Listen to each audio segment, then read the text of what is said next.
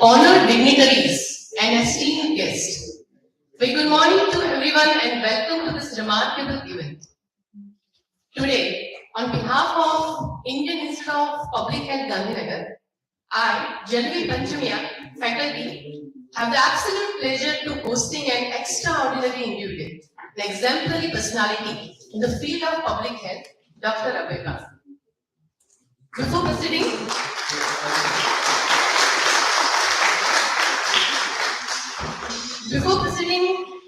I would like to invite present dignitaries to come on dais. Along with Ban sir, I request Dr. Amarjit Singh sir, retired IAS officer, Dr. A.M. Kadri, ED SHSRC, distinguished Professor Dr. Dilip Mavlankar, and our director, Dr. Deepak Saxena, to come forward. Sir, please, welcome on dais. Their presence further dignifies this event.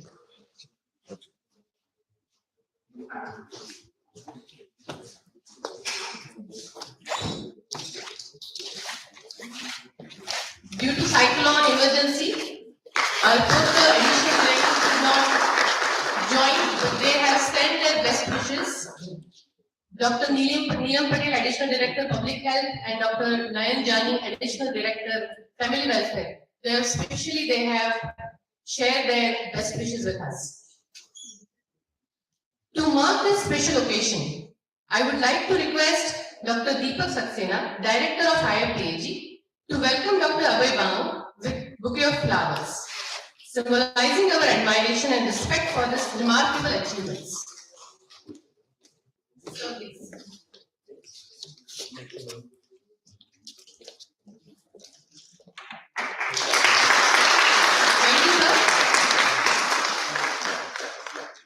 Now I invite Dr. Deepak Saxena, the Director of IFPAG, to address the gathering and provide an introduction to IFPAG.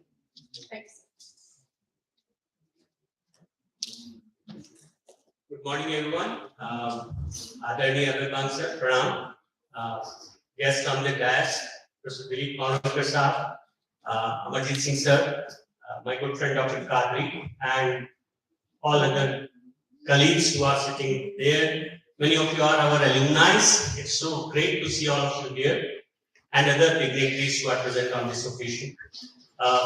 It's entirely my privilege to talk a couple of lines about Ban sir. I had an opportunity to listen to him and spend a couple of days in Shodhram when I was resident.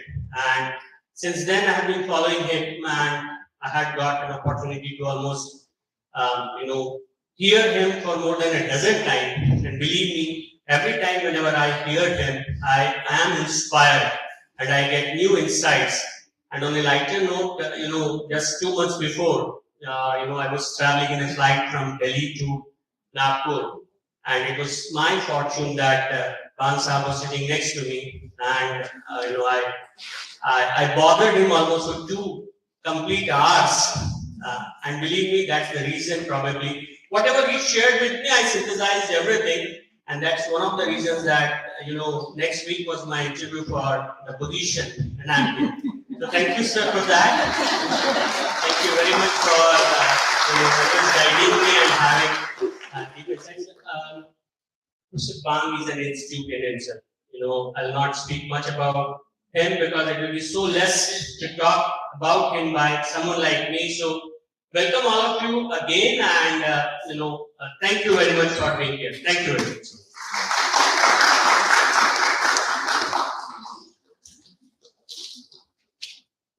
Thank you, sir.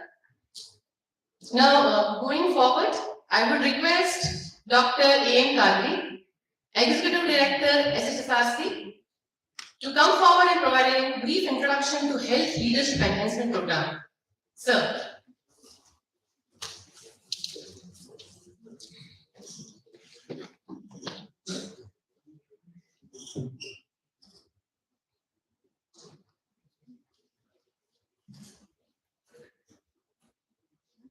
Respected Dr. Abhay,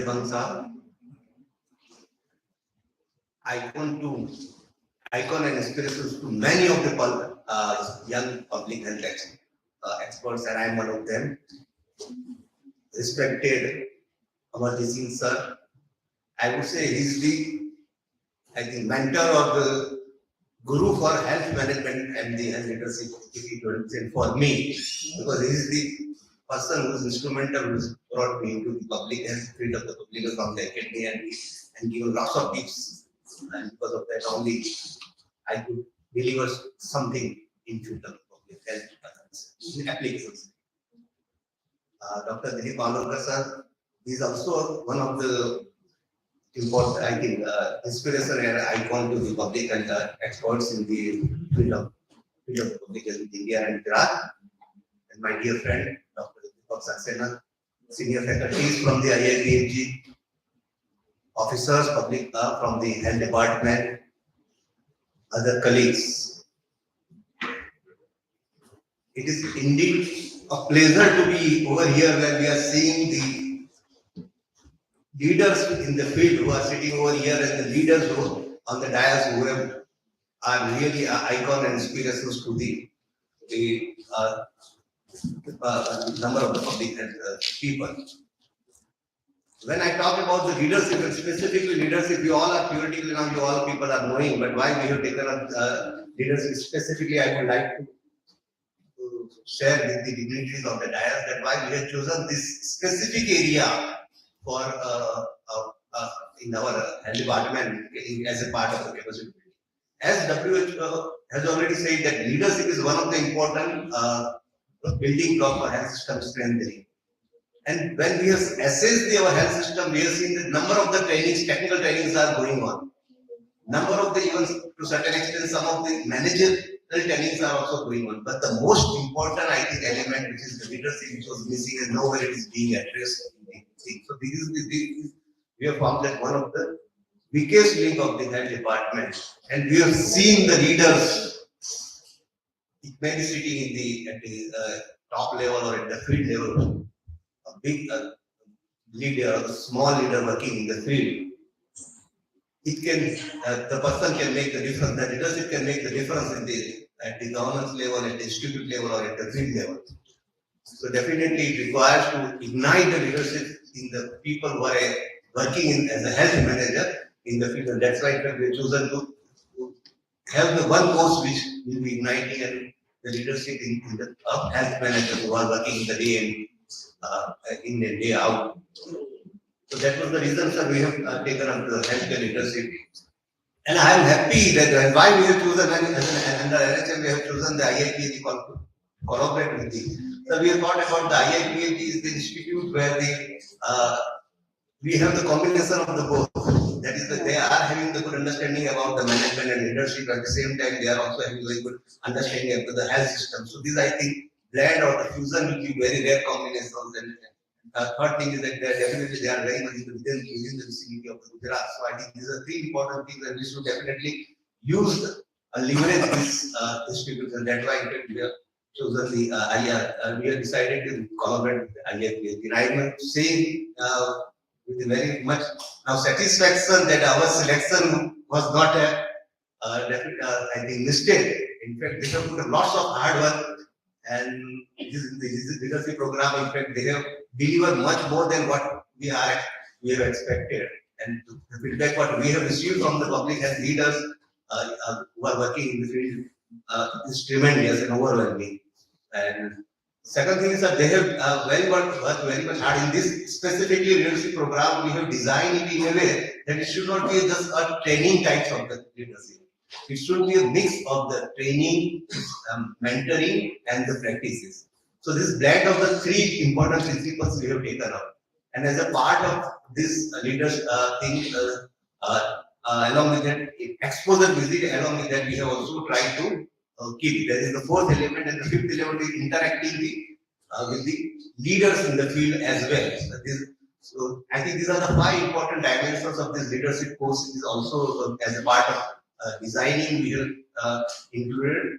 And besides that, in the mentoring, we have specifically tried to see that there should be again the blend of the people who are academical, having the theoretical knowledge about the leadership, their principles and theories, techniques, etc. At the same time, there should be a mentor and the resource persons who have actually having the having experience of the health system in per se. They may not be theoretically sound in the leadership principles, but they have worked and acted as a successful leader in their capacity. So this blend is definitely trying to see that instead of having this entire leadership course become a purely theoretical, then it will become more of an application based. So these types of the certain slide, I think, designing in the course we have decided, and I am happy that as a part of these two great leaders are there, and definitely your talk, I am happy that your talk, definitely Amarjit Singh sir has already 2 times, he is regularly our mentor and the guide. So we are getting his inputs and guidance and very much insight, which is very helpful.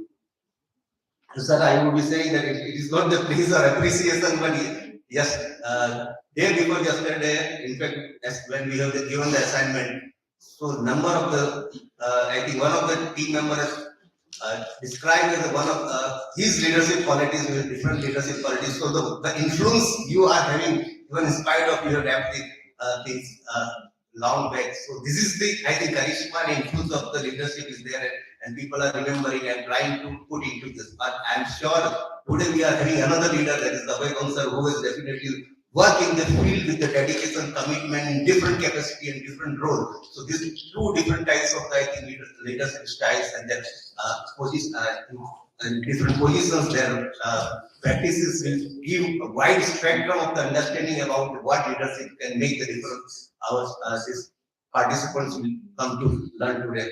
So I am again thankful for coming all the way, sir, and sharing your thoughts and views, your experiences. I am sure that it will ignite and people will learn a lot. Along with the your technical experiences, learns the leadership characteristics and qualities as well. So once again, I welcome, sir, all of you, and wishing all the best to this program. Thank you. Thank you very much.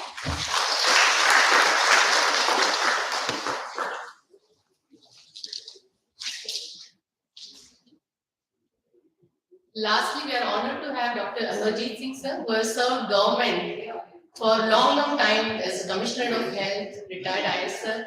We are very fortunate to have you present, sir. We would request you to share your blessings.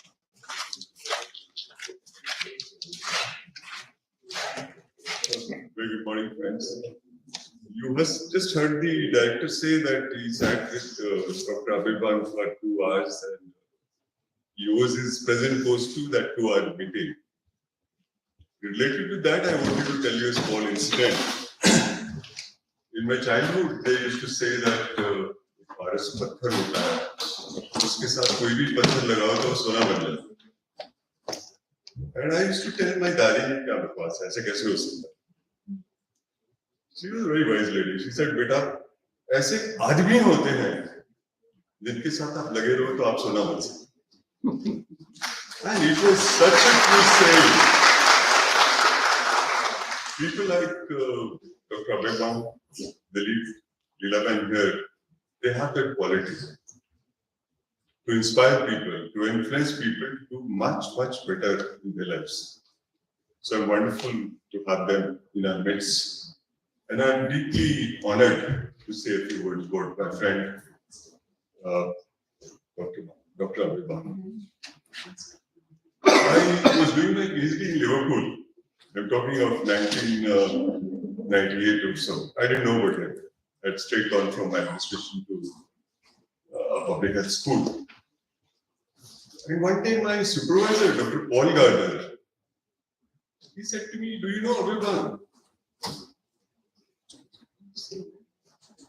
Ashamedly, shamefacedly, I said, "No, sorry, I don't know him." He said, "You should know him. You should read about him, and you should write to him and learn from him." And that's when I sent an email to him. I sent an email to him, and we had a little conversation on that email. And that's when I started falling. I mean, to talk about Abhay is extremely difficult. Look at the work he's done. Working in a tribal area in the field of child and mother's health for 34 long years. 34 years.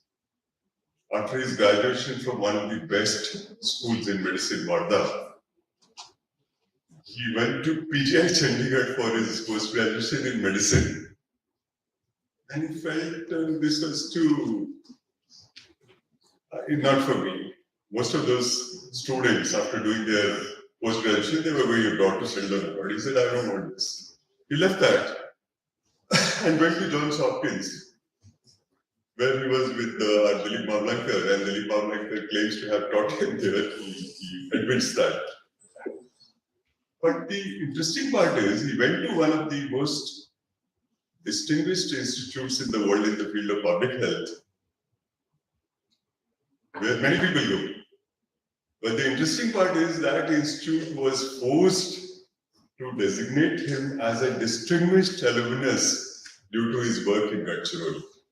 And I thought that is a great honor coming from a great institution to Dr. Abhay. He's won many other awards. Maharashtra Bhushan, ICML's award for the best research in the field of rural health. His work has been, Lancet has written, they are pioneers in tribal and rural health. He's been honored with a Padma Shree, but I think all those honors are too little for him. The kind of work he's done in a very, very remote area.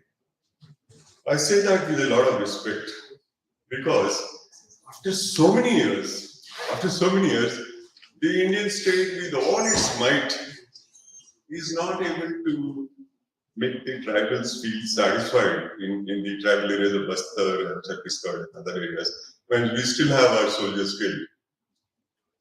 In that area, he's worked for the last 34 years. I think this is a great and honorable work. Great respect for you, Dr. Abhay, for that. And one last point I want to make. One of the best things which has happened in his organization, the Society for Education, Action and Research, SEARCH as they call it, is that his two sons have now taken after him and they work very closely with him in keeping that organization going. Something which is a great issue with most NGOs, which has fortunately happened with our own Seva Rural Jagadi House. So that's a really happy augury that their children have taken up, and they'll make sure that the good work done by Dr. Abhay and Rani Bal, it continues. With these words, I think we are all very, very fortunate to be sitting here and to listen to Dr. Abhay. I welcome you to Gandhinagar and this institution. Thank you for this opportunity.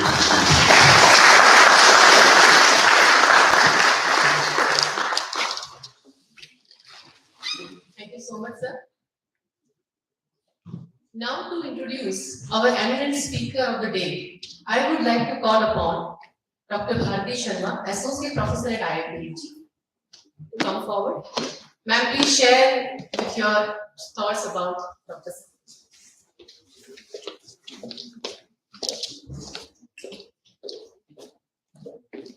Thank you, Dr. Jalavi. A lot of things have been already said by Dr. Amarjeet and Dr. Kali, so there will be some repetition. But I think I perform this task with a sense of awe and humility. Dr. Abhay does not need any introduction, and for those associated with public health, he is well known all over the globe for his work on child mortality.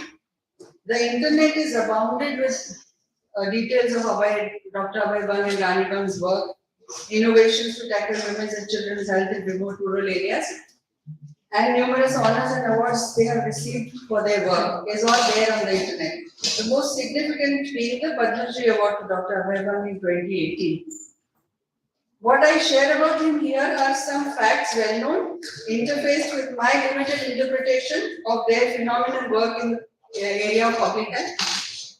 His work is like a case study to demonstrate how scientific knowledge can be demystified and adapted to suit the socio-economic and cultural contexts of communities.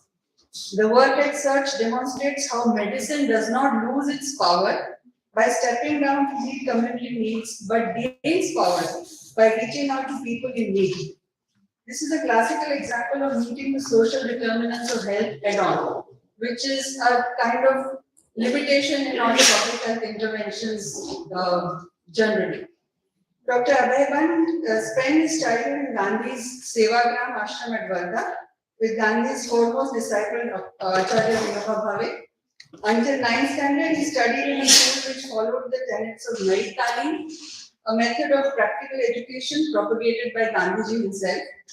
At the age of 13, he decided that he would become a doctor to work for health in villages. He topped all the exams during his medical education at the Nagpur University and went on to get public health degree with his wife from Johns Hopkins University. They declined all lucrative conventional offers and chose the tribal district for work, as that is where all the problems were. Their thoughts were, our villages are plagued with health problems, but most of the research institutions are located in urban areas where electricity, air-conditioned offices and facilities abound. They started work in Gadchiroli district. 80% of people were below poverty line, with high malnutrition and infant mortality rates. In 1987, they established search from a warehouse of Kendu leaves. So you can see a photograph on the internet, very kind of kacha building. They built a hospital called Ma Danteshwari and structured it in huts which matched the environment of the communities it catered to and where relatives could be with the patient. So the hospital was matching the milieu of the people who were being treated there. The impact of their research on infant mortality was powerful. They invented simple tools to train village women to identify pneumonia and risk factors and trained them to treat the children. Before launching the program, they invited 10 top pediatricians from Premier Institute to ensure that 39 women were capable enough. So they matched science with the community needs, simplified, demystified. And as a result, now we have the IMNCI program, and ASHA workers are also trained in IMNCI. It's a national program and also implemented in some countries in Africa. Dr. Rani Ban, his gynecologist wife, conducted a study on gynecological issues in the area. Findings showed that majority of the women in poor rural areas suffered silently. When this study was published in Lancet, it created a worldwide splash, forcing health policymakers to take a fresh look at women's health needs in lower income countries. Their work for alcohol and tobacco ban is an example of how public health professionals need to be researchers, implementers, and activists at the same time if complex public health problems such as malnutrition and poverty are to be addressed. Speaking with experience, I realized that sometimes these roles can be conflicting, and most of the public health professionals, including me, refrain from becoming an activist, lacking the courage and the diplomacy to rock the boat enough so that it does not capsize and yet change its direction to a desired path. Dr. Bang and his wife have written several books and scientific and journal articles to inspire and show the path of future generations. Another great initiative taken by Search is grooming the future generations of professionals through their Nirman program. So Nirman looks at identifying and nurturing young social change makers in Maharashtra. It is an education process to train the youth to take up crucial issues and problems in society. Nirman provides guidance, expertise, and environment to inculcate self-learning and intelligence youth for social action. So there is much more to share about Dr. Bang's work, but let me stop here and we can listen to him. I would request Dr. Mavlankar, because he knows him personally, to share some details about Dr. Bang, to add to what I have shared. Dr. Mavlankar.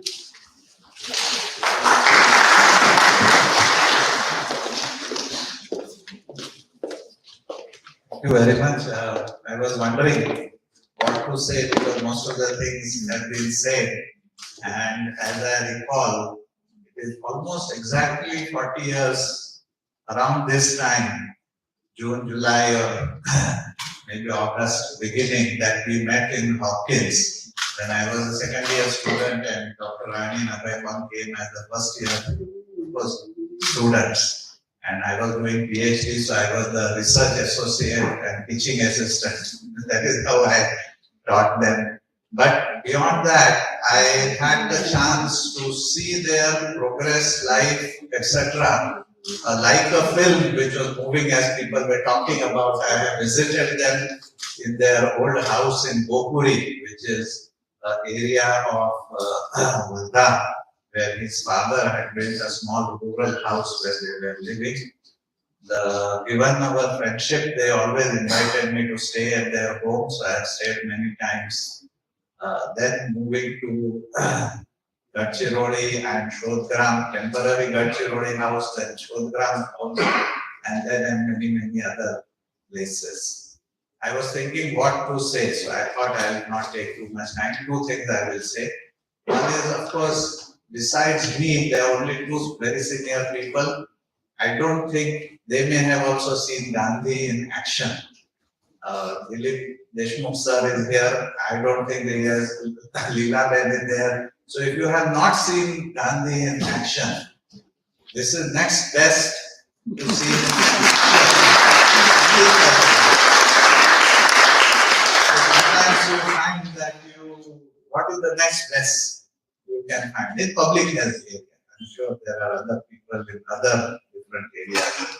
So that is the kind of satisfaction or understanding I have developed.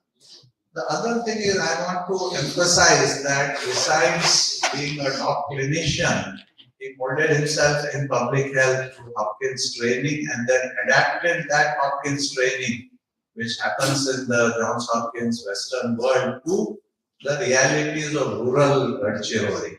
And I give you one example and stop because then I can talk the whole 2 hours if required. The challenge for him was how to prevent pneumonia, treat pneumonia in rural tribal areas with the help of, and he will talk about it and maybe through a slide, so I don't want to say so. The main thing is WHO and all said counting breath, and if the breath rate of a newborn is more than this number, then it is likely to be pneumonia and you need to aggressively treat it. Now, how do you count that in a rural area where the guy is the only person or family members who don't even have a watch? Now, how do we count? So, what he talking to them, going to their villages, talking to health workers, they finally figured out and most of them can only count till 10. They can't count more than 10. That is another mistake. Not only they don't have watch, they can't count, and if at all they can count, they can be taught to count only up to 10. Beyond 10, they can't even count. So with these three challenges, he developed a small toy. I think there may be a slide like the abacus, if you have seen. It had a sand clock. So if you turn it, the sand starts falling. So the health worker can see when the 1 minute is over. So there is a 1 minute sand clock, and then there are beads of different colors, and with each 10 breaths, the health worker has to move one bead. And after 6 beads, there is a red bead. So if the rate is more than 60 and the red bead moves, that means it is a danger sign. So they developed this, they tested it, and the workers were given to use it to identify respiratory rate more than 60. This was, I think, almost 35 years ago. Now things have changed. There may be many new innovations. Similarly, The other thing was at that time the standard treatment, and it was validated by, I remember one of the meetings I was there, Dr. Mehban Singh, who was the top neonatologist who wrote books on neonatology. He was also called. How do we ensure that gentamicin is given to these newborns? Because gentamicin has to be given by injection. Newborn is very risky. Anyway, the newborn mortality, even after treatment, is 30-40% sometimes. So how do we train this rural, because nobody else is there, this rural illiterate woman is there. And he did all the things which are required to train a rural health worker to give gentamicin injection and save newborns. Not only do that, but demonstrated that in a scientific cluster randomized trial and published it in very reputed journal. So that is how he brings his clinical expertise, his public health understanding and deep rural understanding. And they continue to do that. Finally, I want to end by saying, if you want to be going to, I was going to say Makkah of public health, rural public health, but I will say Makkah of rural public health and Ram Mandir of rural public health, so nobody can say anything. You should go and visit Gadgiroli. Spend 1 week. They are very hospitable environment, very interesting things you can learn, spend. So if you get the luxury to go, you can spend there, learn, go to their villages. I learned a lot about the tribal villages because some of the villages which are so remote I had never even imagined that the road ends there. There is nothing beyond. And they have another village they took us, Naxalite area. They have lots of cows, but nobody drinks cow milk because that is not the tradition. So we think that, oh, lots of cows means there lots of income, lots of milk. They don't use cow milk. So once you go there in the villages, spend some time, you will see how different India is and what are the challenges. Thank you very much. We are eager to hear him.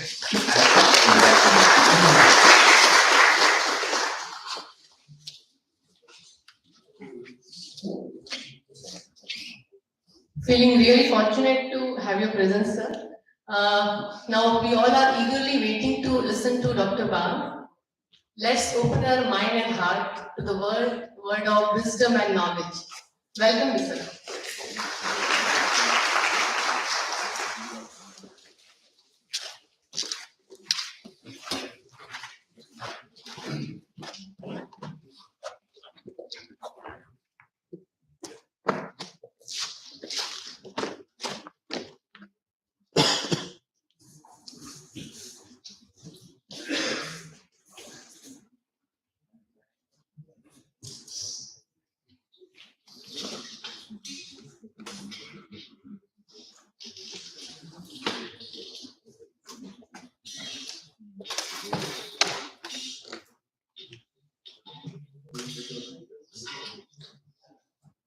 You already had so much of Abhay fun.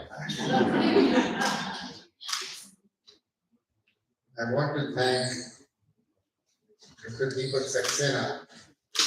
Also want to congratulate him, but I completely want to disown the credit that he gives me. That's his humility.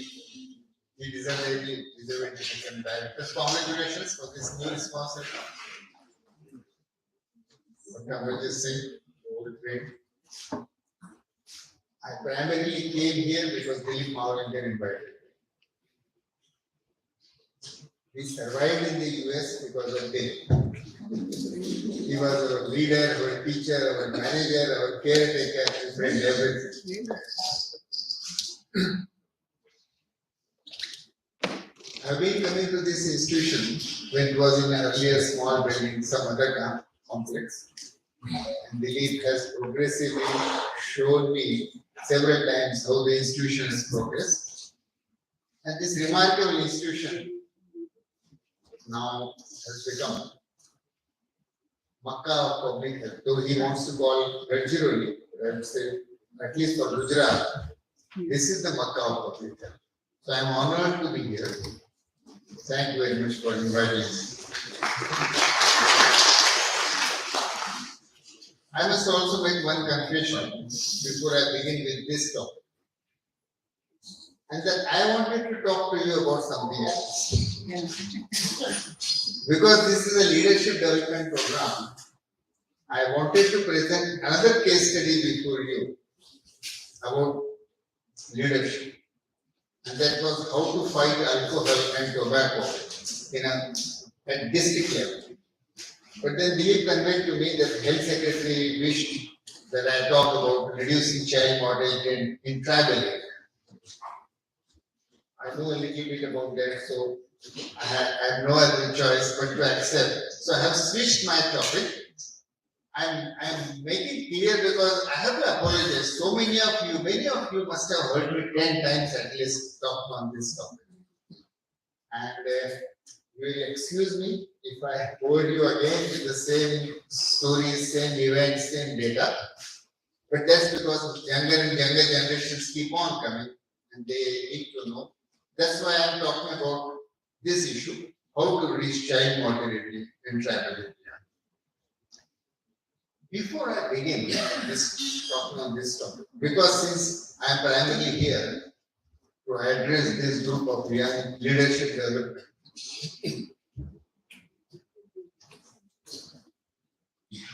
once I was in Washington on 2nd October, and because people at the Johns Hopkins knew about my little association with Mahatma Gandhi, in the sense I grew up in his ashram, though I never saw him. So they invited me to talk on Mahatma Gandhi. Very coincidentally, another 2nd October, I was in Boston. So Harvard School invited me.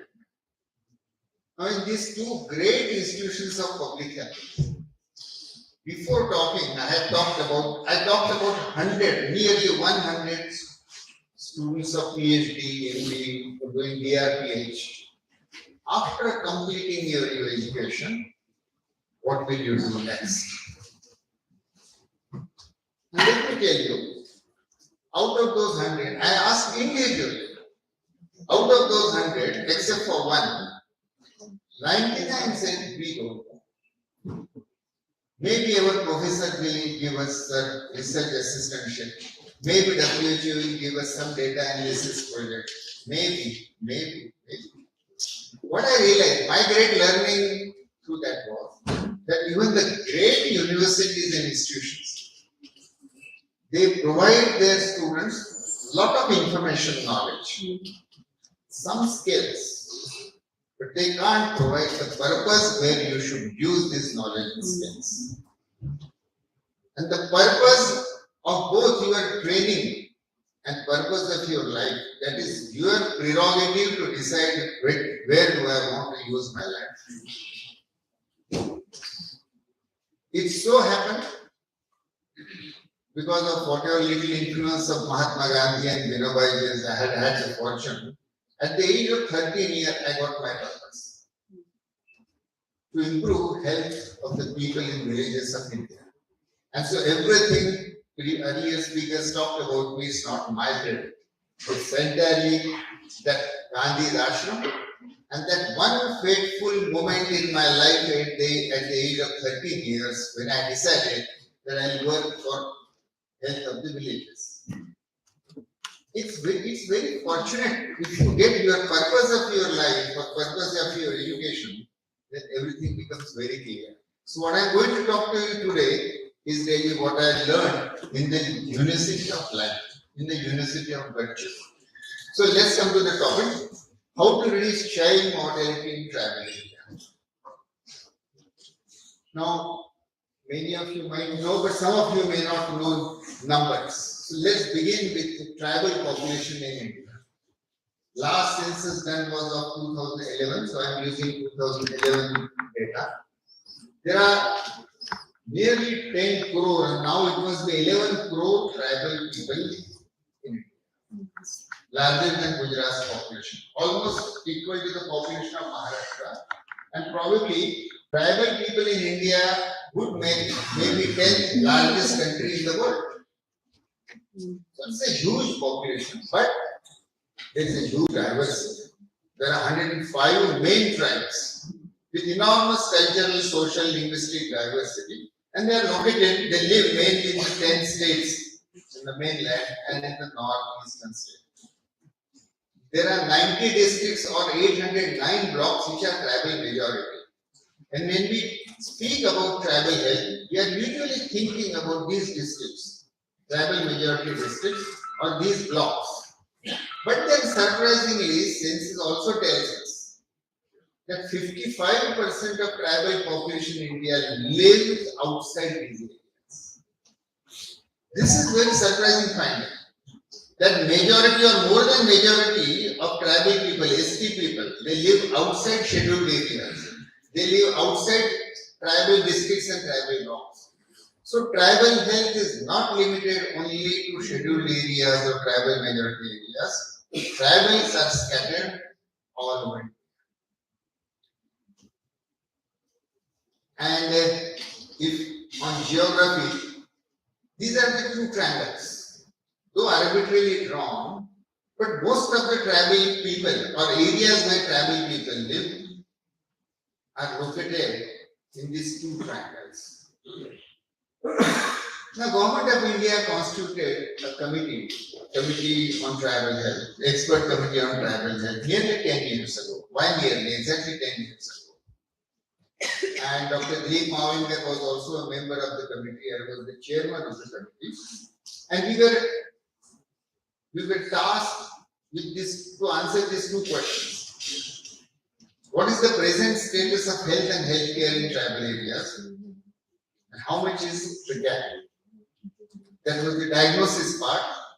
And what should be the policy framework and the healthcare roadmap to bring this gap down, bring this gap rapidly, to make recommendations, to bridge the gap rapidly, to suggest intervention, strategic guidelines and resources required. And so this committee worked for 5 years and we produced a report which happens to be India's first national report reviewing the tribal health in India. Now I'm not going to go through the entire report, but this is the main document available today used by the Ministry of Health Affairs as well as by Tribal Ministry. What you will find, I'm going to talk about only child mortality, so I'm not going to get into the findings and recommendations of this report. But we found abysmal lack of data on ST population. So first, the task of measuring child mortality in tribal area or measuring child malnutrition in tribal area or measuring anything tribal area becomes difficult because it is not measured. And Dilip will remember, because the health ministry could not give us separately what was the IMR in the tribal population, we invited the census commissioner and the sample registration system registrar. He flatly refused. He said, no, we cannot give you specifically what is the IMR in the tribal population. So the problem is solved by not measuring it. And problem of 11 crore people, not a small group of people. So there is abysmal lack of data. But one major finding was that health status of tribal people has certainly improved over the decades. There is no doubt. And we have not treated, India has not treated its tribal people as badly as the colonizers in the West treated. They decimated tribal people in the US, in Canada, in Australia, and several other places. In India, fortunately, even before independence and especially after independence, the independent India has treated its tribal people far, far better. We should be proud about that. But yet, on most indicators, the status of tribal health is worse as compared to all other population groups, even as compared to scheduled castes. So healthcare status was the worst. Let's take only one example, which is today the topic of my talk. Under 5 child mortality. Now I do not have access to subsequent data, so I'm only using data which was used by the committee. And this is up to NFHS 4. So you can see NFHS 1, 2, 3, 4. from approximately from 1990 to 2015, 25 years later. The brown one is the undefined mortality in tribal population, STs, and the yellow one or green color one, the bars, it is undefined mortality in others. Now, two things become obvious, that even amongst tribal population, the undefined mortality progressively over the period of 20 years has declined and significantly declined. And from 135 in 1990, NFHS 1, it has come to around 57 at the time of NFHS 4. Great. We should congratulate. But at the same time, one can also see that the gap between the tribal and the others, at the time of NFHS 1, the whole India was bad. And so the undefined mortality, even amongst others, non-tribal, was 111. But then the gap was 21% at the time. But it has, by 2015, it's still about 48%, nearly 50%. So the undefined mortality in tribal population is nearly 1.5 times more than the others. It has definitely decreased, and yet it is much more as compared to other sections. And this is the challenge here. This is the challenge which we need to address. Now, I cannot be so impolite to the host that I come here and show you the bad figures of Gujarat. So I'm going to leave it to you to find out what is the child mortality in tribal population in Gujarat, or what is the malnutrition in tribal children in Gujarat. That is a task I'll leave it to IIPH or some of the students here. But if you want some indication, there is one professor, Professor Subbu, at the Harvard School of Public Health. And he intermittently analyzes NFHS data and throws bullets on India, knowledge bullets. So, Professor Subbu had some time ago analyzed the malnutrition status block by block in India, district by district and block by block. And that shows that Gujarat is not exactly the lowest, but Gujarat is in the very lower quartile. In spite of its economic development and national leadership from Gujarat, both in the economic and political field, but the malnutrition status of tribal children in Gujarat is at the bottom. You will also find in the SRS data that the IMR of rural Gujarat, till very recently, it has improved now a little bit, but till very recently, IMR in rural Gujarat was worse than in rural Bihar.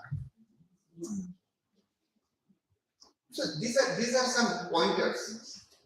It's for you to investigate more. So I can appreciate why Health Secretary sent this message that I should focus on this topic, which I assume that the government of Gujarat is very much aware of and wants to do something. So in spite of taking risk of repetition, they asked me to talk about this again. That's why I'm going to talk on this topic. But the challenge you can see, and our committee also found that in spite of such status of tribal health, what was happening to the public healthcare system. And before I go to the status of public healthcare, Dilip would remember that we had also found from the NSS data that at that time, Indian population in general, nearly 1/3 services came from the outdoor sanitation services came from the public health institutions, government institutions. 2/3 from the private sector. But in case of tribal people, their majority of healthcare seeking was from the public health institutions. So tribal people heavily depend on the public healthcare system. Private care system don't exist there except for the traditional healers, etc. And so, status of public healthcare system becomes even more important for the tribal people. The middle class in Gandhigram or Gandhinagar or Ahmedabad can easily have access to some other private source of care. Tribal people have no other source. So, what is the status of public health institutions? This is photograph that I took in Nagaland, constituency of the chief minister. And in his constituency, when I went to see PSC, it was locked for the past 6 months. No doctor, no nurse. Nobody wanted to go and work there. And on the backside of that PSC, all medicines and drugs were dumped like this. This was, though this is little extreme picture, but this is one example of status of public healthcare institutions in tribal area. I am sure it is much better in Gujarat. But institutions either are far less in numbers because distances are huge. There are forests, so even distances become more difficult, impenetrable, vacancies, absenteeism, poor quality, lack of supplies. Most important, the healthcare system, the human resource in tribal areas is very dispirited. As if they are on punishment. And so the whole healthcare system in tribal area, as if it is on the ventilator, and then outside that PSA, this is going on. This is what provides healthcare to tribal people.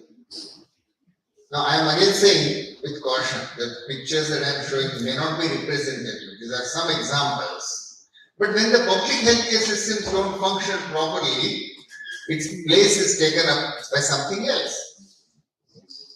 So the worst health status and child mortality in tribal areas, public healthcare system at the lowest level.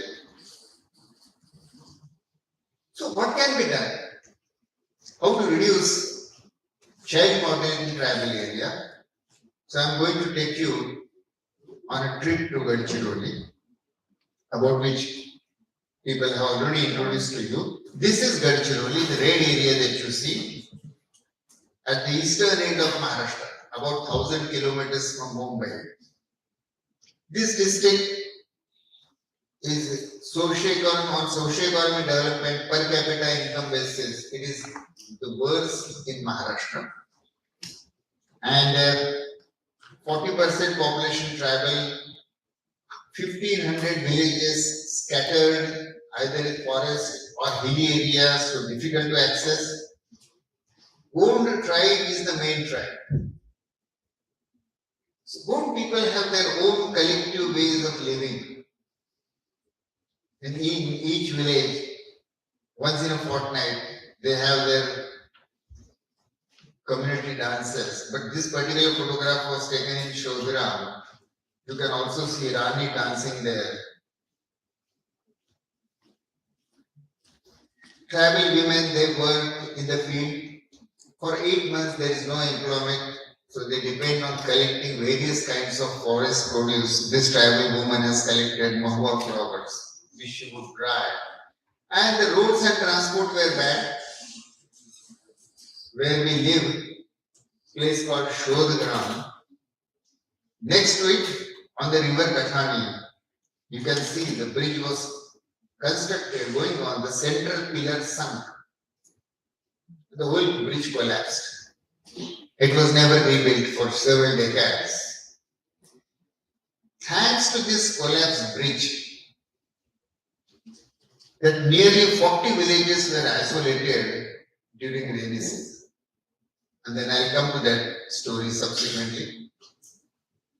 And the roads and transport at that time was mainly bullock cart. So even women, children, sick, they had to be transported by bullock carts. I'm talking about 1986. Outside every tribal village under a mahua tree, you would find several wooden deities, gods and goddesses. And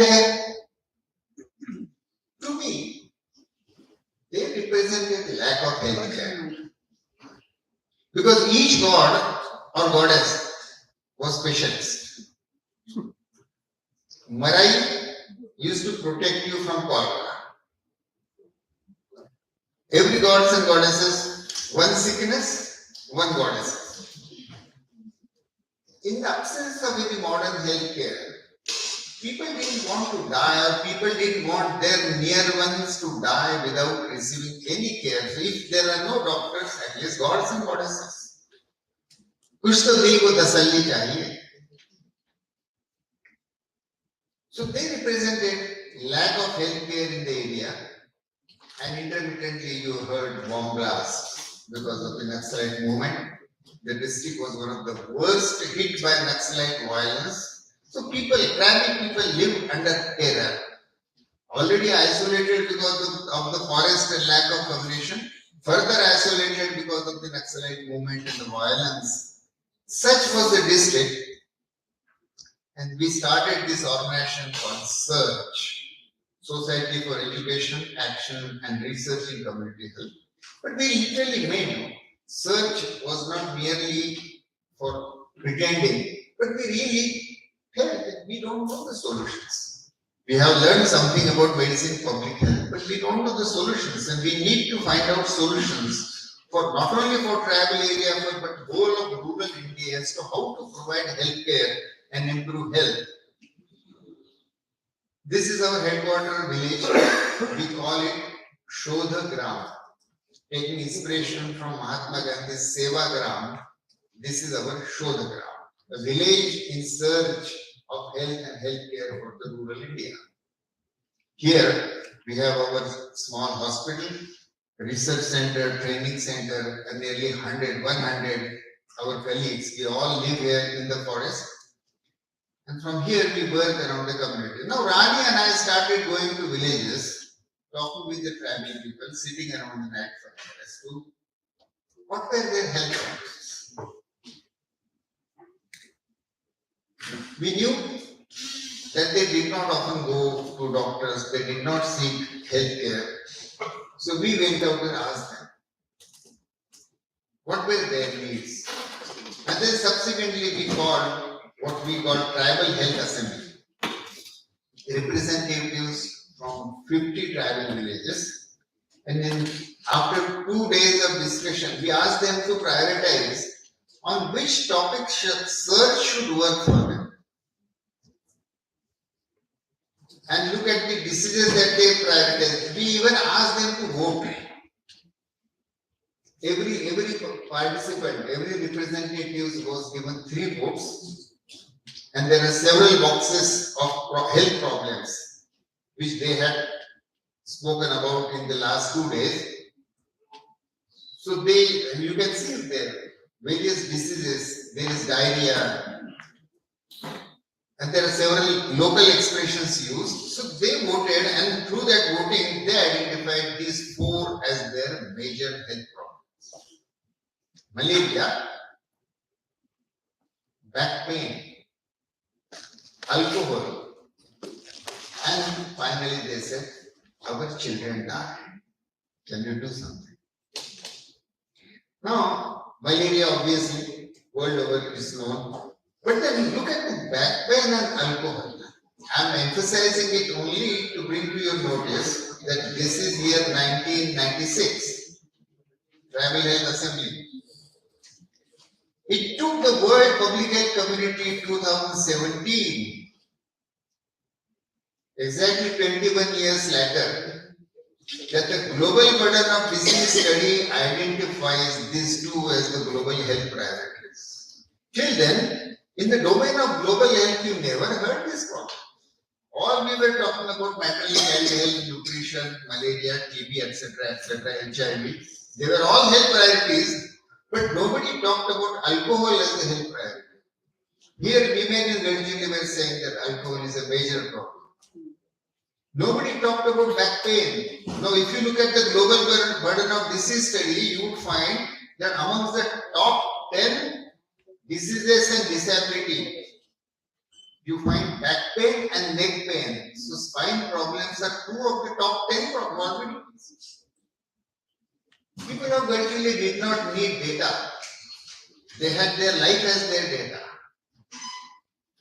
And through that assembly, it was a very quick way of identifying communities' priorities. And they gave us priorities much before the global community identified. So I'm not going to talk about other things, but I must tell you that this has provided us a lifetime agenda. For the past 20 years, we are working on this agenda, nothing else. And so their last request, our children die. So you need to start with measurement.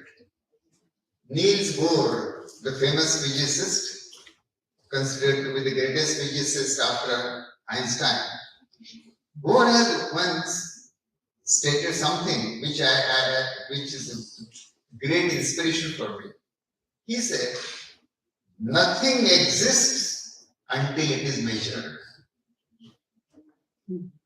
He said it about the subnuclear particles. But for me, or actually why for me, for everybody in health policy, nothing exists until you measure it. So the gynecological problem in women didn't exist as a policy issue until somebody, the search team, Rani and our team, we measured it in Gadchiroli, and then suddenly it became an issue. So, child mortality in tribal area, it's not a problem until it is measured. Measurement of a problem is a great tool to bring it to the fore of public mind and policy. So we work in a laboratory of 100 villages, and the demographic methods which Dilip has taught us in that population laboratory led by Ron Gray, Dilip remembers. Ron Gray was Dilip's PhD guide. So we used to learn how to measure child mortality, infant mortality, etc., etc. So all that I learned in Hopkins, I applied it and actually relearned, or in real sense, actually I learned public health first time in Gadchiroli.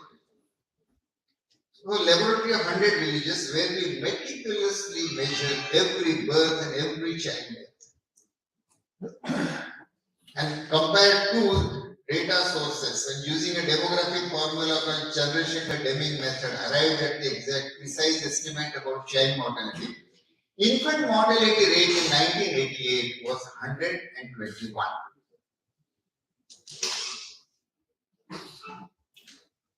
And what were the causes? We established a method called verbal autopsy, which is widely used now world over. It was, if I go back in the history, it was developed first time by Professor Carl Taylor, who taught both of us in Narangwal.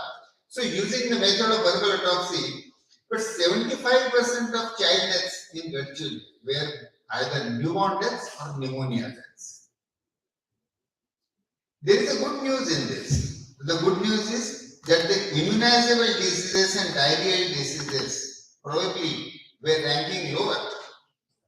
But pneumonia and newborn deaths, and these at that time there were no interventions to reduce these two problems in the global child health interventions. Now first, let me take childhood pneumonia very briefly. A child with pneumonia is a miserable sight. Those of you who have seen a child with pneumonia gasping for breath, struggling to survive.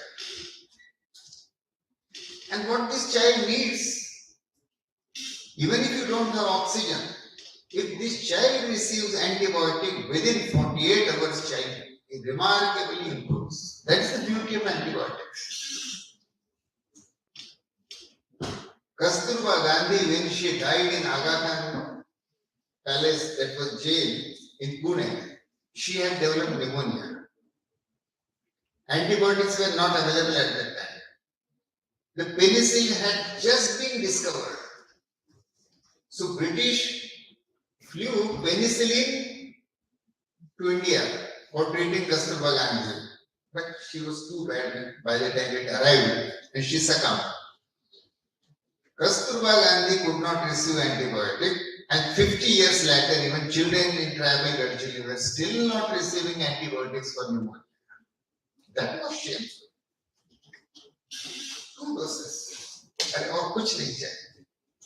Who will diagnose that these children have pneumonia? Because children go on getting cough and cold very frequently. If you start treating every cough and cold with antibiotic resistance emerges.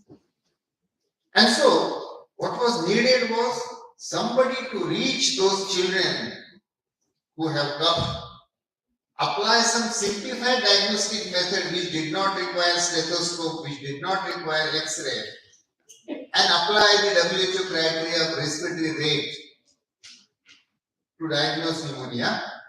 And if child met those criteria of respiratory rate, if child had pneumonia, then give antibiotic, educate mother how to take care of this baby, continue breastfeeding, continue feeding, and give antibiotics 2 doses per day for 5 to 7 days. Now, who would do that? Now, we thought of traditional birth attendants, but they were illiterate, and Dilip has already told the story, so I would cut it short. But this simple equipment that I developed, I called it breath counter. You need to count breaths, but the Dai cannot count up to 60, so her measurement limit was 12. पुराने जमाने में dozen हुआ करता था, तो old women knew dozen. 12 तक गिनना जानती थी. So within the limits of her numeracy, her ability to count, how can she count 60? That was the cutoff point of respiratory rate for neonate, and for infants and older children it was 50. So this is a simple device, sand timer, which measures 1 minute, and a bead to be moved for every 10 breaths counted. If the red bead is moved before the sand is passed, it is pneumonia. This was very simple. We trained a batch of 50 Dais to use this method, and I compared same children. They diagnose using breath counter, and I diagnose using stethoscope. Our diagnosis matched in 82% of cases. Not bad. A Dai becoming 82% pediatrician within 3 hours of training.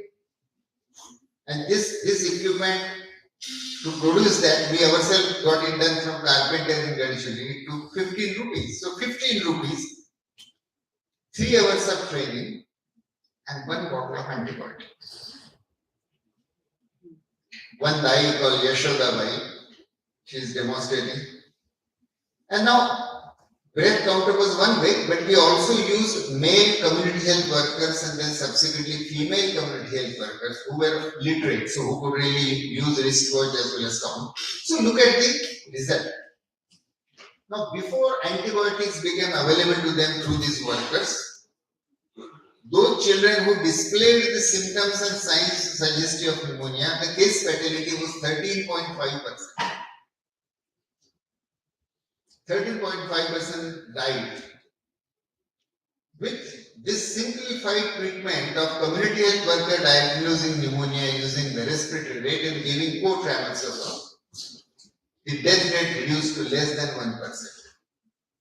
And let me tell you subsequent story. For the past nearly 35 years, why nearly? Exactly 35 years, because we started this in 1988. In the past 35 years, our workers have treated so far nearly 16,000 episodes of childhood pneumonia.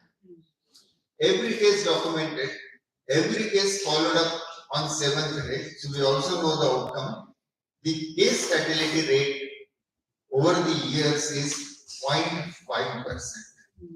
Now, even if a doctor or pediatrician would have seen these cases, I don't think we would have achieved such low case fatality because the patient would reach us late. While these women have the advantage of they going to patient or patient accessing care at much earlier stage. And there is a very little false positivity or misuse of antibiotic. Only 6% cases are wrongly treated. Far better than MBBS doctors. We as doctors so much overuse antibiotics, while when these community health workers were given antibiotics, only 6% overuse. That was also because her diagnosis was wrong. It was not intentional misuse of antibiotics. childhood pneumonia can be very effectively managed if we simplify diagnosis. If we give power in the hands of worker who is present in the community, if we apply science to where the problem is. Lancet published this study immediately because it happened to be the world's first controlled field trial which had successfully demonstrated that childhood pneumonia service can be made available. Later on, 6 such trials were conducted, including one by WHO, and a global ARI control program was designed in 1993, in which this trial was one of the strong evidence that it could be done. Now it has become, world over, it has become part of various child survival packages. Now, remaining problem was largely in neonates. When I say neonate, 0 to 28 days, the first 28 days of life. Now, rural neonates are very helpless, fragile, delicate creatures. The mortality in human lifespan is concentrated at the two ends. Neonates and very old people. Now, very old people, naturally, mortality would be high. But the neonates, they contribute the largest chunk of mortality in those 28 days alone. If you convert that into per year, per life year mortality, it is 12 times more. How to provide care to them? Now, this in India, this is this is current data, but nearly 26 million babies are born each year. In tribal areas, institution delivery has definitely caught up. A sizable proportion of deliveries, even in tribal areas, now happen in institution. That's a good news. But still, 20 to 50% of deliveries in tribal areas are still home deliveries. And even in the institution delivery, whether tribal or rural, the mother and baby, they are sent home usually on second day. So most of the neonatal period is spent at home. So the neonatal survival, it's crucial that the neonates and the care provided, the newborn health care must visit where the neonates are. And then the neonates were in this place. This is the rural home delivery room. This photograph I took from a village called Mudza. This baby was born maybe 8th or 9th day. You can see on the charpai, mother is still lying. Postpartum, pain, exhausted, dehydrated because they don't drink water, food. I'll come to that why. My reason is unfortunately on this corner, if you can see, probably here, there is a small pit. And that pit is used as toilet. Because a mother and baby cannot step outside the delivery room. Nobody should see them. Nazar lag jayegi, jadoo tona ho jayega. So, in the same room, same unventilated, unlit room, the mother also has to complete all her toilet needs also. So what she does? वो खाना ही नहीं खाती है और पानी नहीं पीती है ताकि टॉयलेट नीड्स ही कम हो जाए. She has just delivered. She has lost so much of blood, so much of fluid. She's exhausted. She's hungry, but no water. And look at that baby. The old woman is giving oil massage and bath to that baby. Look at their bare hand and their scalp and those dusty flooring and the dusty soles of that woman. Billions of bacteria are 4 inches away from that naked baby. It doesn't take much for those bacteria to air travel or travel by contact. So no wonder that these babies, if they are already low birth weight, preterm, even much more at the high risk, so they become hypoglycemic, hypothermic, they develop infection, sepsis, and many of them die. Now, if this was, and at that time 98% deliveries in Gadchiroli occurred at home. So this was the common scenario of rural units. The care had to reach there using the famous principle, how far a mother on foot can walk with a sick baby in her arms. This was said by the first Chinese National Health Congress as a guideline for their national health policy. Healthcare must be available within that distance. And here, that mother and baby could not walk beyond that door of that room. They were not allowed. Which means hospital referral was not feasible, not possible. Anyway, there were no hospitals and no newborn care unit in Gadchiroli. And so newborn care had to reach those homes and huts. So effective solution has to be community based, available at home, protect against the main causes of neonatal deaths, and also it has to be low cost. Now, this is how we arrived at this idea of home-based newborn and child care. If hospitals are not available, if hospitals are not affordable, if the local population does not want to use hospital or want to go to hospital, medical science must go where the problem was. And then we designed this field trial, 39 intervention villages, 47 comparison villages where regular government program continued. Baseline for 2 years, baseline measurement of mortality, 93 to 95, and then 3-year intervention. Now baseline rates in those areas where IMR was 76 and newborn mortality rate, NMR, was 62. The home-based newborn care, the idea was to reduce neonatal mortality by developing a low-cost home-based model of newborn care. Who would provide that? HBNC is short form for home-based newborn care. So mother, guide, traditional birth attendant, community health worker, we called her Awardee, and supervisor. These 4 women together will provide home-based newborn care. Training, supervision, and supplies and incentives will be provided by search. Her name is Kajubai. Kajubai is a Dalit woman from a village called Abhay Shivli.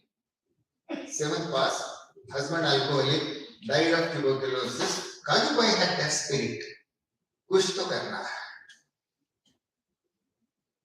And she didn't want to stop at the 7th where her education had stopped because of marriage.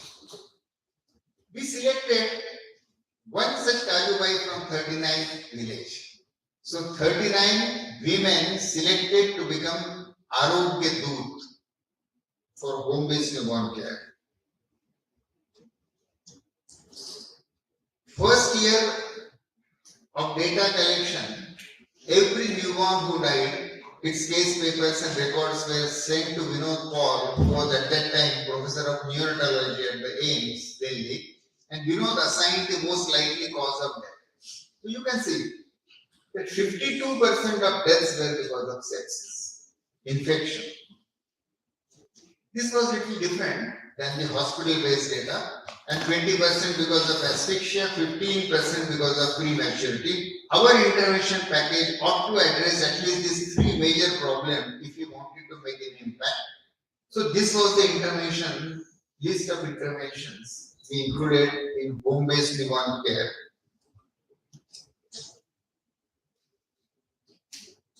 The last one, birth asphyxia management, low birth freedom management, and sepsis pneumonia management. So here, one community health worker is practicing how she would give health education to pregnant women, and then a mother after her delivery, how to provide care to baby. And community health worker trained Awardee making home visits, visiting newborn babies, examining the newborn babies, weighing the newborn babies, almost like a doctor examining and keeping record of all the clinical data, promoting exclusive and early breastfeeding, solving breastfeeding problems. Low birth fed babies, twin, preterm, low birth fed babies, usually this is how they were taken care of. You can see those house flies sitting on them. Now very naturally these babies would be very high risk of infection, and hypothermia. So we didn't have incubators, there was no electricity in those villages. So these kind of thermal bags, sleeping bags were prepared in which they were kept warm. Newborn sepsis, as we saw, was the major cause of mortality. Neonatal sepsis includes these three entities: pneumonia, meningitis, and septicemia, bacteria in the blood. And the simple clinical criteria we developed, by which a trained village woman should be able to diagnose newborn sepsis as Vinod Paul would diagnose. That was the criteria. That whatever he had used to diagnose babies with sepsis, each of those babies must be detected by community health worker prior to death. So we developed one such set of signs and symptoms and validated it against the diagnosis by neonatologists. And these signs and symptoms are published in international journals.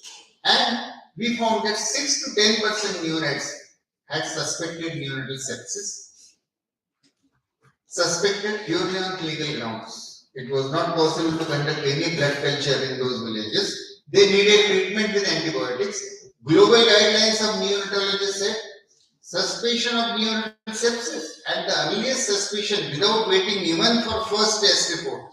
Start antibiotics. So these tribal and rural children also needed 2 antibiotics. How to give injectable antibiotic? I knew that the whole medical community would jump on me. कि क्या कर रहे हो? जो doctor को करना चाहिए, वो गांव की औरतों को सिखा रहे हैं. So we have to be very careful that the diagnosis should be correct. That's why we compared it and made it comparable to diagnosis by a neonatologist. Now, for giving antibiotic, gentamicin has to be given, and so we use disposable insulin syringes. So no need for sterilization, disposable syringes. Needle is very small.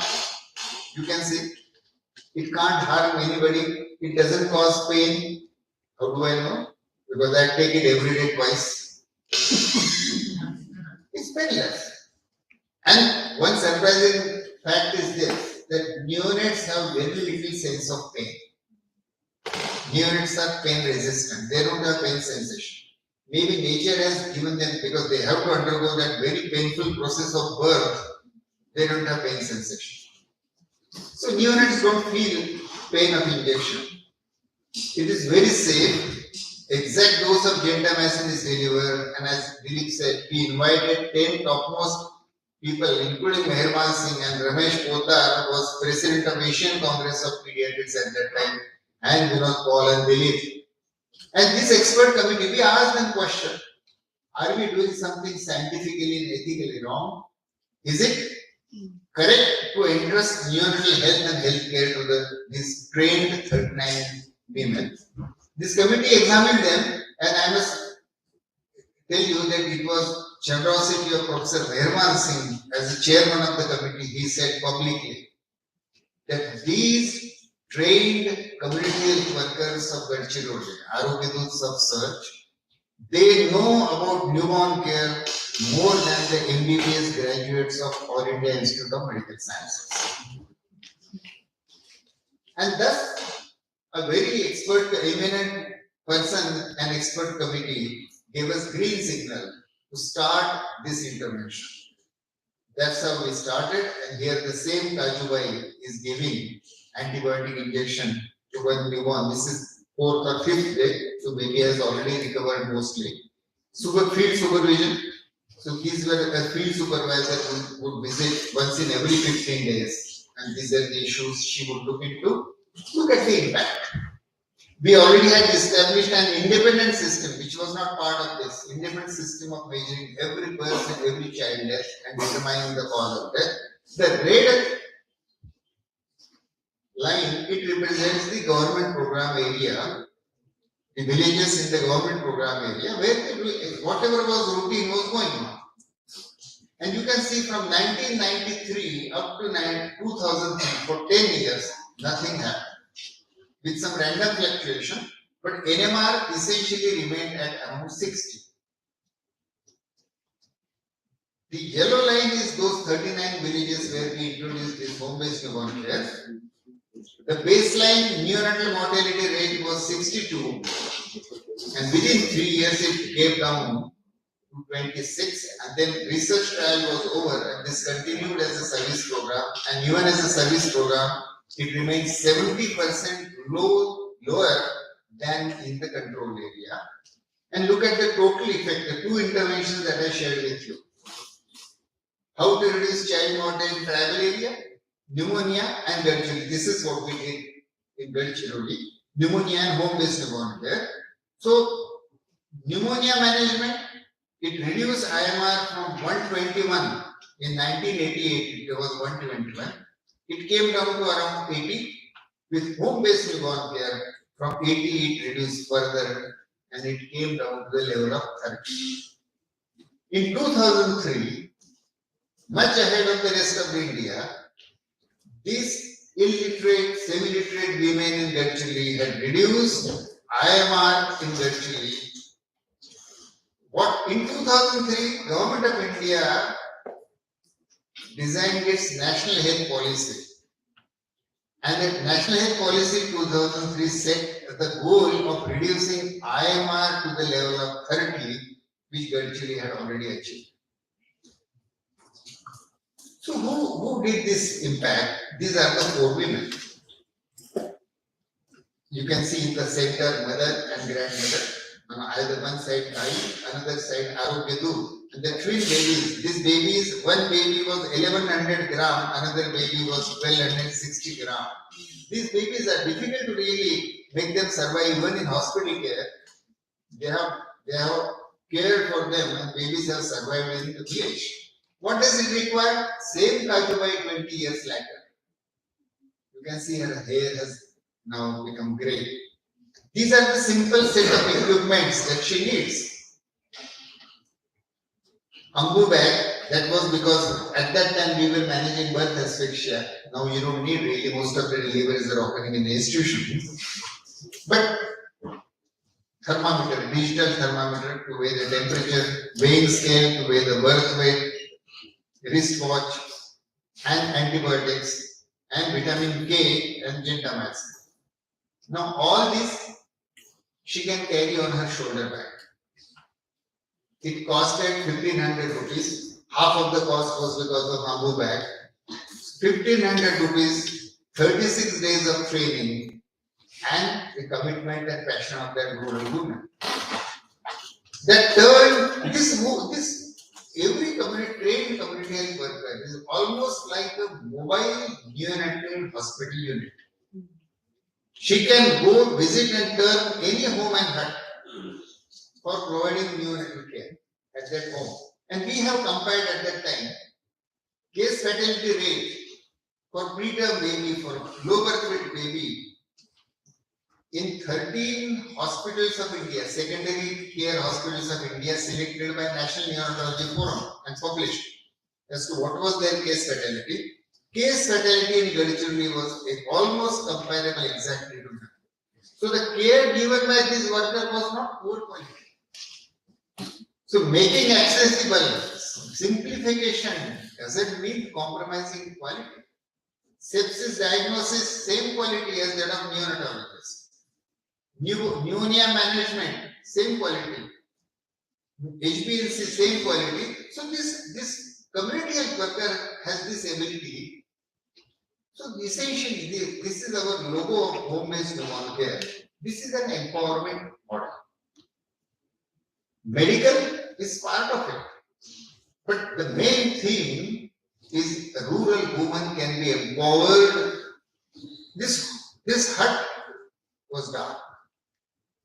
That woman, mother, was alone and interested to take care of the baby, newborn baby, very vulnerable. But open that one window of knowledge, window of training, window of opportunity, and that woman becomes Kajubai.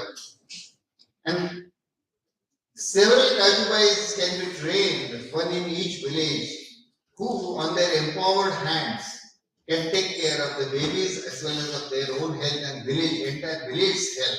So this is an empowerment model.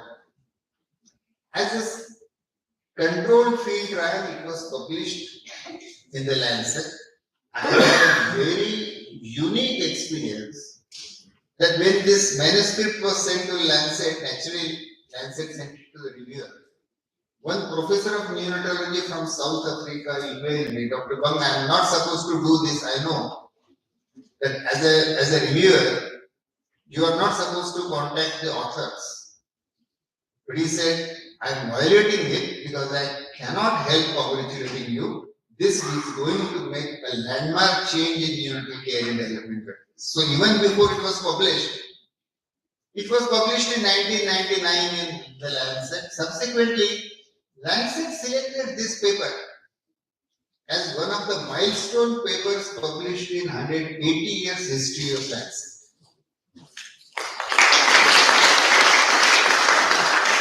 They published this volume called Vintage Papers from the Lancet, and starting in selected papers like it almost reads like who's who in the history of medicine.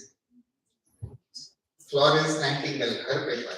Robert Koch, Louis Pasteur, Ronald Ross, Benting and Best, Alexander Fleming.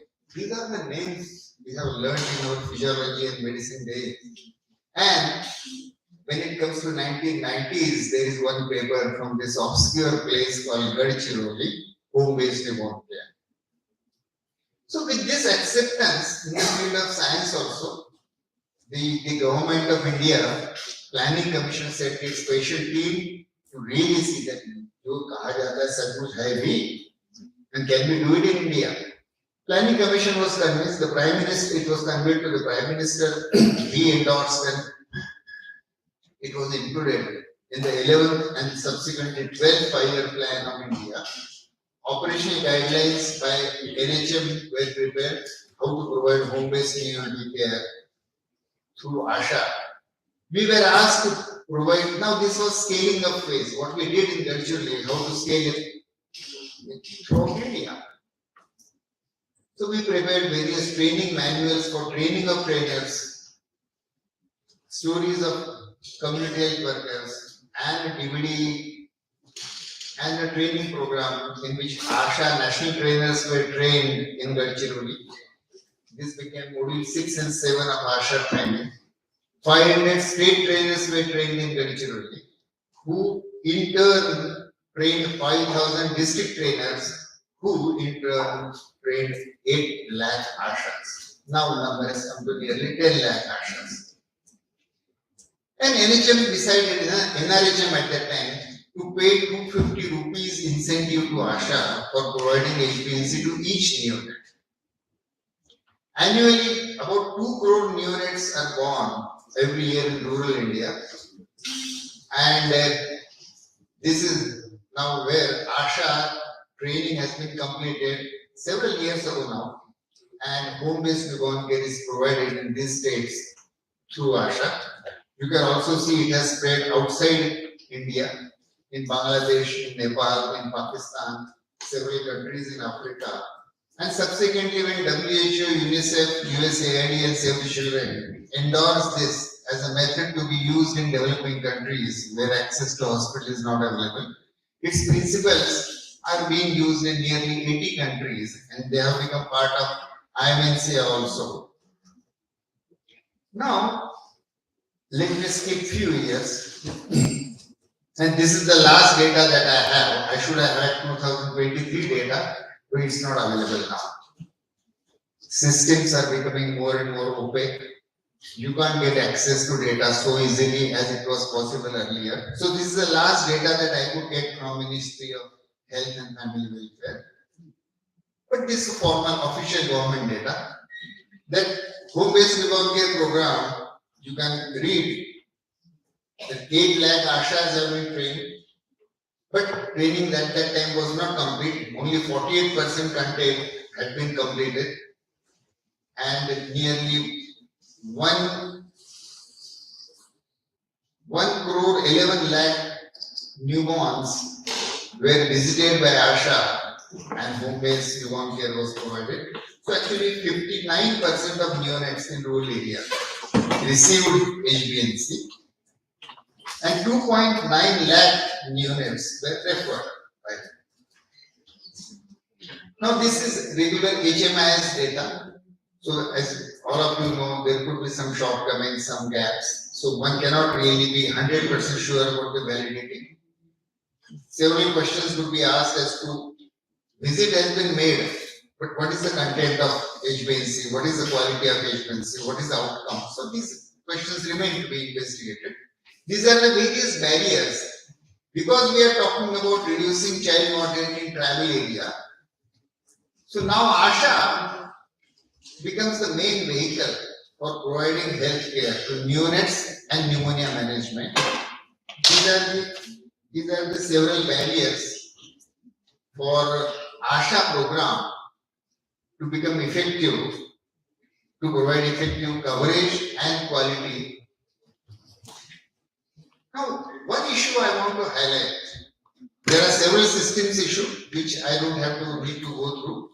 Especially those who are in the leadership program, they have already observed and they have lived it. So they know all the barriers within the system. But there is one immediately correctable barrier. And that is 80% neonates are low risk neonates. ये यहाँ से निकल गया है, so I don't know whether you have some So 80% neonates by the HbA1c criteria. HbA1c has got on the very first day there is an assessment, low risk baby or high risk baby. It's a very simple, easy method. Any trained ASHA can classify baby into high risk and low risk. Now 80% neonates are low risk and 20% neonates are high risk, but 80% deaths in neonates are contributed by this 20% high risk. Classic management principle, nothing great new about it. The surprising thing about it is, in spite of this difference, the ASHA program focuses on all neonates equal. ASHA works on the basis of incentives. Her paying system is based on incentive. She is paid 250 rupees whether it is low risk neonate or high risk. Now, high risk neonates requires at least double number of visits than the low risk neonate does. So, this needs immediate change. And if ASHA gets more incentive for high risk, and if you reduce money paid for low risk a little bit, doesn't matter, because low risk neonates are fairly safe. So this incentive money needs to be really adjusted according to the risk, because ASHA has to take much more efforts, has to make much more visits, and also has to take risk. Now, if she is not going to get additional money for that, why should she take a risk? So what she does, refer kar. So the babies who are at the high risk, preterm babies, they can be managed at home, as the Garchil study and its repeated other trials have shown. But ASHA, if she doesn't get more money, आप उसको कहेंगे कि 3 बार ज़्यादा visit करो, तो वो कहेगी ये तो झंझट है, इसको भेज दो. वो पेपर पे तो लिख देती है referral may or may not occur. So these technical guidelines need to be changed. I fail to understand why this simple correction is not done. And secondly, that the life-saving antibiotics are not given to ASHA. Remember, barefoot doctors in China in 1960s were trained to give injectable antibiotics, penicillin, ampicillin. And here in 2020, 60 years later, we are refusing to give antibiotics in the hands of ASHA. Even when that oral amoxicillin is given, there is so much of system pressure. ये कुछ मत करो, बस पहला dose दे दो, भेज दो, मर जाएगा, बच्चा मर जाएगा, तुम भी मर जाओगे, मारी जाओगे. So they are under so much of threat and anxiety. Who to treat? System needs to change its orientation here. If we believe in science, Science shows us that women can be trained, and this approach reduces case fatality to 0.5%. Where is the harm? It is absolutely safe. We have published data, 13,000 injections given by community health workers. Not a single complication. I am waiting for one complication to happen so that I can show in my table one complication. If it doesn't happen, what can I do? So giving injection is also extremely safe. And Ashas use antibiotics much more reservedly than doctors use. So we need to make these two major changes in Asha program immediately. Otherwise, her visits become mere ritual. You would not get antibiotics if we don't introduce these two. One, we need to focus on high risk neonate because deaths occur there. We need to give life-saving antibiotic to Asha because that's where the deaths can be prevented. Can it be done through Asha? We did another project in Jharkhand, a project called Manasi, in collaboration with the state government. And Ashas were trained and equipped in the same manner as it was in Gadchiroli. And look at the effect. The NMR reduced by 46%, IMR reduced by 39%, under 5 mortality reduced by 43.6%. And this is in 3 years. So same approach, same package can be successful in any other rural tribal area in India through Asha also. Comparison of IMR in the Mansi project compared to rural Jharkhand. So not comparing with Gadchiroli, but with rural Jharkhand. You can see that at the baseline, the white line is baseline, the yellow line is 3 years after intervention. So in the Mansi project, or let's say in Jharkhand, in those 3 years, IMR reduced from 41 to 37. In Mansi project, it reduced from 53 to 32. So same Asha program, but one can remarkably improve its impact. Prime Minister's office in 2017 asked me that if India wants to rapidly reduce IMR, what should be done? I was asked to prepare one plan. And so I suggested to the Prime Minister's office, I don't know whether it went up to Prime Minister or not. So I suggested to them mission HbA1c through Asha. Navjat Shishu ke liye Asha. With the goal that within 15 months, at least 80% rural neonates should receive HbA1c of high quality.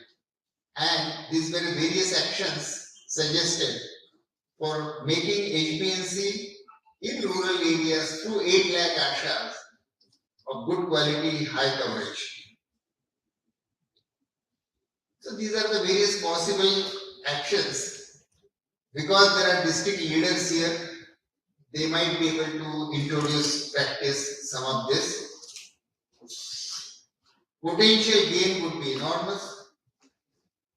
I am talking now not only about tribal areas, but whole of rural India. But health system will directly annually reach to 2 crore mothers and neonates. It will prevent 4 lakh child deaths every year, including 1 lakh child deaths in tribal areas. IMR will become less than 30. I am talking in 2017.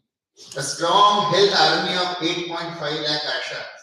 And last, Gorakhpur and Purulia episodes will not happen again.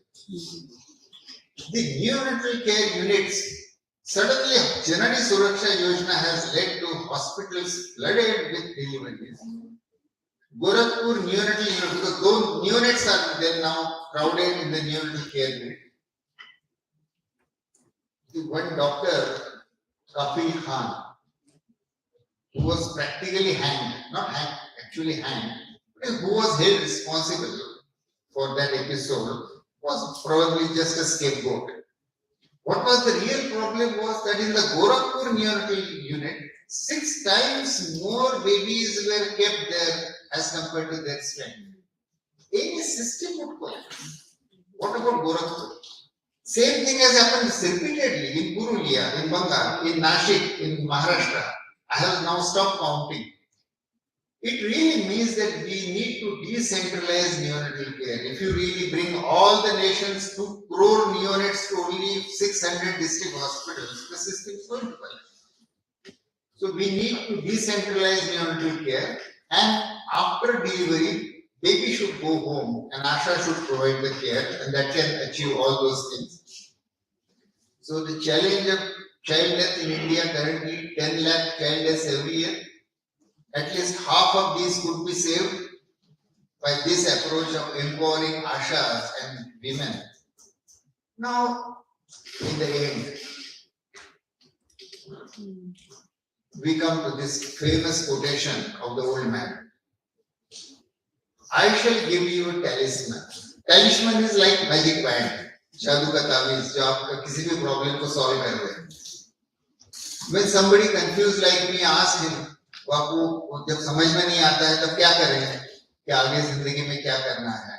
All of us are confused at some point of time like this. So he said, I shall give you a talisman. When faced with a dilemma as to what your next step should be, bring before your eyes the most wretched and vulnerable human being that you ever saw. And ask yourself whether the step you contemplate will help him, will it empower him? Now, when I read those words, this tribal child comes before my eyes. Malnourished, sick, isolated, uncared for. This child should become our talisman if we bring that kind of passion and will, medical will as well as political will. Then tribal children in India can be saved. Thank you so much.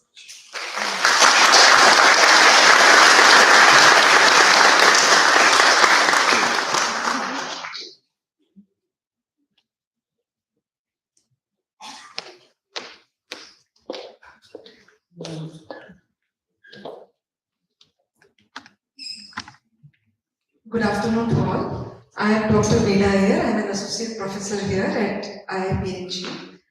I have this not so enviable duty of proposing a vote of thanks.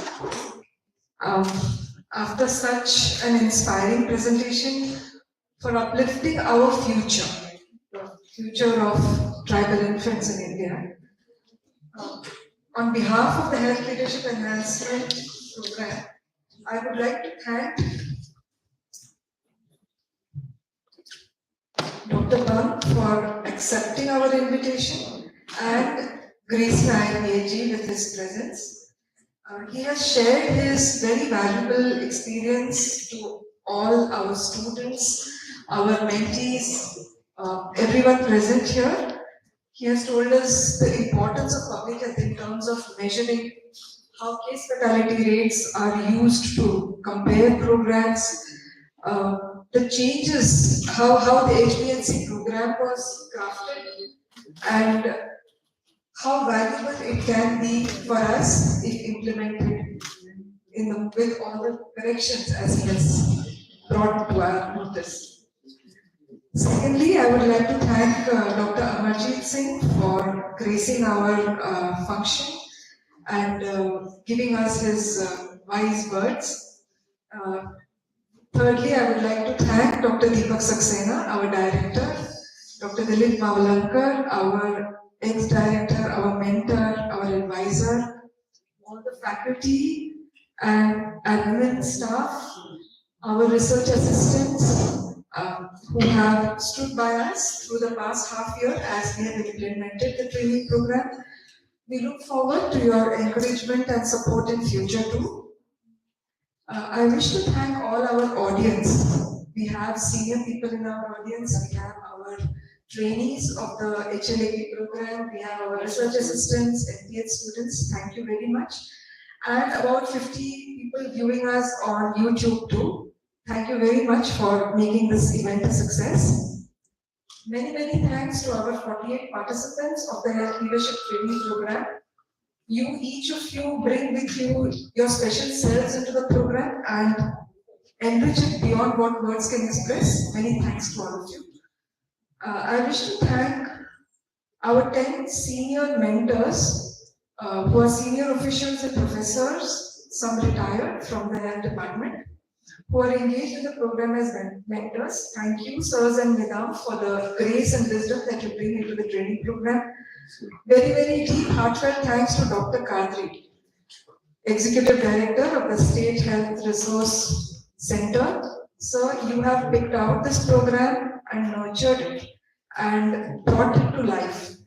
It is a testament to your vision for the Gujarat State Health Systems. We will be ever thankful to you for placing your trust in us.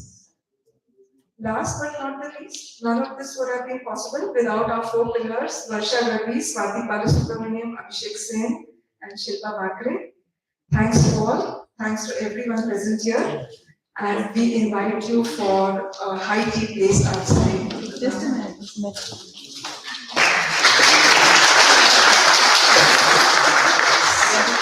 We request our director, Dr. Deepa Saxena, to please hand the momentum.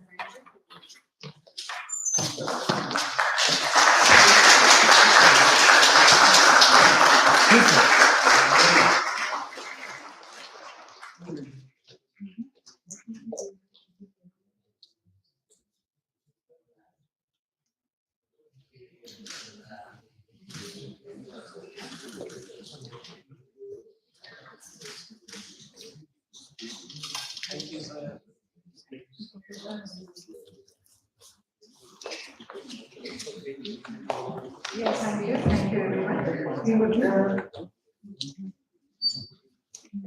so we invite for the high tea outside and request our participants to please come back here after the high tea.